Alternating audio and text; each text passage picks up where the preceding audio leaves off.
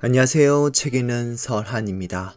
건강한 육체에 건강한 정신, 이 구호의 역사는 오래되었습니다만 오늘은 그 역사 속의 한 작가만을 집중적으로 살펴보고자 합니다. 미시마 유키오가 바로 그 작가입니다. 사실 어린 시절부터 강건했던 사람보다는 병약했다가 갑작스럽게 자신의 육체미를 발견한 사람들이 더 자주 건강한 육체에 건강한 정신이라는 구호에 집착하곤 합니다. 미시마 유키오도 그러했습니다. 어린 시절에는 어머니 대신 할머니 밑에서 자라며 할머니에게만 매달렸던 이 마마보이는 운동으로 강건한 육체를 가진 뒤에는 자살한 다자이 오사무를 가리키며 우울증이란 운동 안 하는 사람들만 걸리는 병이라고 비웃었지요. 나중에는 극우주의자로 돌변했고 결국 2차 세계대전 패전 이전의 일본으로 돌아가자며 외치다가 할복 자살하지요. 격투게임 철권에서 악행만 일삼는 주인공 미시마 카즈야의 모델이 문학작가 미시마 유키오인 것도 이 때문입니다. 저는 그의 금각사가 다자이 오사무의 인간 실격보다는 고전적, 클래식하다고 생각합니다. 인간 실격이 심약한 문의는 우울증과 절망, 기생과의 사랑 등으로 근대적 인간성을 통찰했다면 금각사는 이보다는 더 오래된 소재를 통해서 인간이란 무엇인지를 고민합니다. 바로 건물을 불태우는 불을 통해서 말이지요.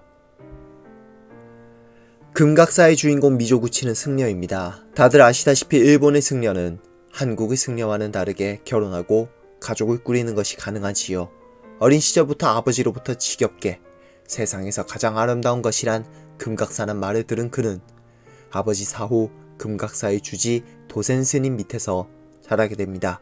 그러면서 그는 금각사에 대해서 사랑과 증오, 애증의 감정을 품게 됩니다.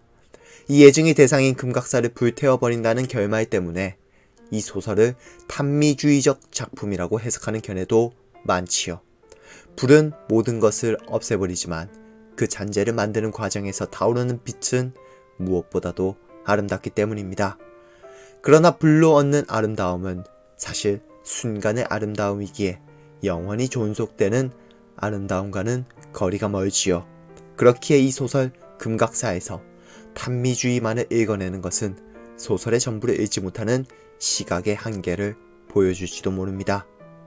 소설은 누군가의 죽음으로 전개됩니다. 제일 먼저 죽은 사람은 첫사랑 우이코였습니다.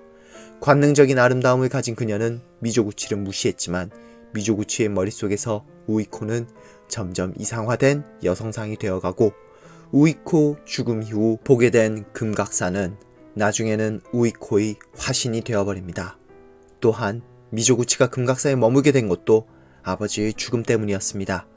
어머니가 친척과 불륜을 일삼는 모습을 목격한 미조구치의 눈을 가렸던 아버지. 그 아버지는 아내의 불륜에도 가족을 지키려 했던 미조구치의 경제적, 정신적 후견인이었습니다. 그러나 그 아버지의 유약함 때문일까요? 도리어 아버지가 죽어도 미조구치는 커다란 슬픔을 느끼지 못합니다. 이미 어머니의 불륜을 목격했을 때부터 그의 내면은 무너져 내리고 있었기 때문입니다. 그 다음에는 역시나 유약하지만 밝은 소년 친구 스루카와를 만나게 됩니다. 말더듬인 미조구치를 무시하지 않는 그는 유약한 사람들이 흔히 품는 자기중심적 세계관으로부터 미조구치가 벗어나게 해줍니다. 그러나 여기서도 일종의 에로티시즘이 개입합니다. 스루카와와 함께 간 절에서 아름다운 여성이 남성 장교의 재촉에 못 이겨 자신의 유망에 연두빛 차를 흘러내리는 모습 등이 바로 그것입니다. 금각사의 작가 미시마 유키오는 기생과 자살한 다자이 오사무를 비웃었지만 그도 역시나 여성의 육체에서 에로티시즘과 모성애를 발견하려는 예술관으로부터 크게 벗어나지는 못한 셈입니다. 스루카와가 미조구치의 어두운 내면을 환한 세계로 이끌어내 주었다면 가시와기는 이 세계에서 선악과 타락을 동시에 경험하게 해줍니다.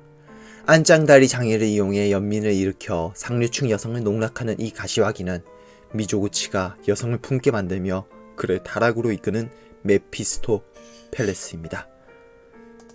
이 메피스토펠레스가 옆에서 떠드는 대로 미조구치도 움직입니다. 가시와기처럼 미조구치도 여성을 통해서 세계를 알려고 하지만 역시나 그 수단은 뻔한 성적 교접일 뿐입니다. 그 시도들은 그리 성공적이지 못했으며 그때 밝을 줄로만 알았던 스루카와의 자살 소식도 듣게 됩니다. 세상의 모든 일이 그렇듯이 중요한 편지는 항상 중요한 일이 벌어진 다음에 도착하지요. 스루카와의 자살에 놀라서 쓴 가시와기의 답장 또한 마찬가지였습니다. 스루카와의 자살로 인해서 미조구치는 스루카와와 친하게 지냈던 시절과는 다른 방식으로 세계를 바라보기 시작합니다. 그리고 가시와기는 미조구치가 변화하기를 부추깁니다. 어때? 너희 내부에서 무언가가 무너졌지? 처음에 미조구치는 그저 그 무너짐을 부정합니다. 그러나 미조구치는 실제로 무너졌습니다. 그래서 미조구치는 스루카와의 선한 시선으로 세계를 바라보던 자세를 넘어서 이제 세계란 자신이 어떻게 인식하느냐에 따라서 변화하는 것이 아니라 행위에 의해서 변화하는 것이라고 말합니다. 세계를 변모시키는 건 절대로 인식이 아니야! 라고 얼떨결에 나는 고백에 가까운 위험을 무릅쓰고 반박했다. 세계를 변모시키는 건 행위야. 그것밖에 없어. 다소 맥락 없는 이 형이상학적 발언 뒤에 미조구치는 가시와기가 걷어찼던 여성을 품으려고 합니다. 그리고 그 여성을 품으려고 할 때 떠오른 우이코와 금각사는 미조구치로 하여금 정상적인 성적 교접을 실패하게 합니다. 여성을 잘못된 방식으로 품으려고 했던 대가로 미조구치가 금각사에서 쫓겨나게 되자 어떻게든 자기 아들을 금각사 주지로 만들려고 비는 불륜이나 저질렀던 어머니의 추한 모습은 미조구치로 하여금 여성과 세계의 환멸을 느끼게 만듭니다. 스루카와의 자살, 가시와기의 충동이 겹쳐져 미조구치는 이내 금각사에 불을 지르고 맙니다. 타오르는 금각사는 그의 정상적 활동을 제약하던 모든 것들을 상징하며 그는 이 금각사를 죽임으로써 드디어 자신의 삶을 발견하게 됩니다. 그리고 미조구치는 말합니다. 다른 호주머니의 담배가 손에 닿았다. 나는 담배를 피웠다. 일을 하나 끝내고 담배를 한 모금 피우는 사람이 흔히 그렇게 생각하듯이 살아야지 하고 나는 생각했다. 불로써 죽음과 단절하고 삶을 기도하는 미조구치. 그렇기에 우리는 이 소설을 삶과 죽음에 대한 성찰, 탄미주의적 예술관을 모두 갖추었다고 말합니다. 다만 이 소설은 근대 한국, 일본 문학에서 지겹게 반복되는 여성의 유격적 대상화와 애찬의 공존, 그리고 결국 실상, 장애와 내면에 대한 진지한 고민보다는 자기 육체 중심의 소화병적 도취로만 이어집니다. 죽음은 성장의 계기처럼 제시되지만 언제나 그 성장은 여성과의 유격보다도 대단한 것이 되지는 못합니다. 선악, 폭력, 인식, 행위 등에 관해 논하지만 이것들의 기준은 자신의 정신도 아닌 자신의 육체에 불과합니다. 그저 유격과 색욕의 매개체인 육체에서 벗어나지 못하는 것입니다. 더군다나 불은 또 어떻습니까? 그저 물리적으로 태우고 없을 뿐입니다.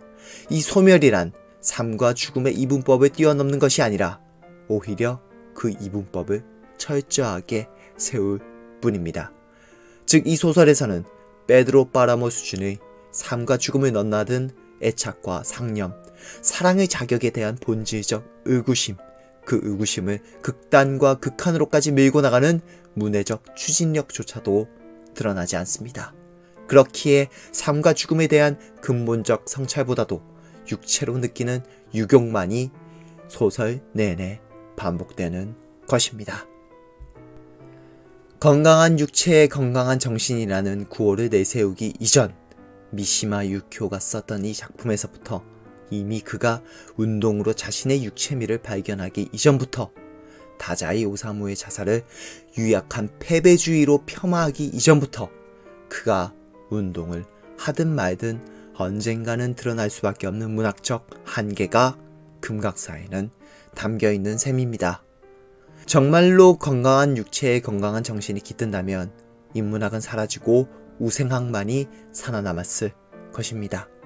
그러나 어느 날 사라진 것은 우생학이며 살아남은 것은 인문학입니다.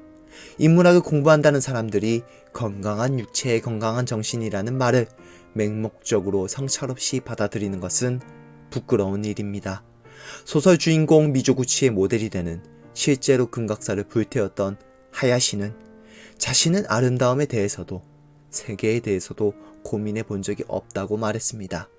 그저 불태우고 싶어서 금각사를 불태웠다고 말했습니다. 그의 이 잘못된 자기중심적 허무처럼 그 불은 그저 하루를 넘기지 못했습니다. 건강한 육체에 건강한 정신이라는 말도 이 불과 같은 수명을 가졌을지도 모릅니다. 금각사 리뷰 여기서 마치겠습니다. 오래된 책처럼 낡고 부족한 리뷰 시청해주셔서 감사합니다.